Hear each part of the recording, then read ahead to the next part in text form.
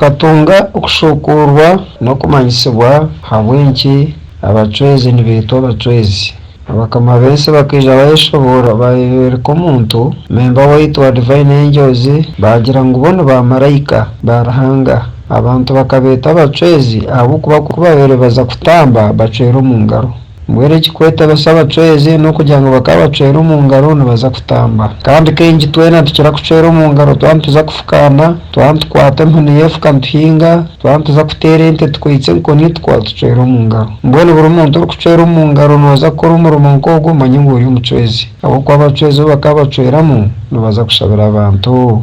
Egyo ndago nayo mugitware. Abantu nibeebuuza ebi bacwezi bakarugaho obucwezi niki? Kwonka bakumanya ngu abacwezi nibamaraika ba Ruhanga abarikukorera omuri itwe. Ebi bakoze ebi byona nitubikora butoosha kwonka tutikubimanya. Nitwekyerera, nitukama ente, turiisa, tucuriza, tuhemba omurro tuhesha tubeija. Egyo yoona eka eri emirimo y'abakama bensi batakarugira omu nsi omu. Mbwenu iwe orikucwera omu ngaro nooza kukora ekyo, nikyo kyayetiise maraika omucwezi obusinge.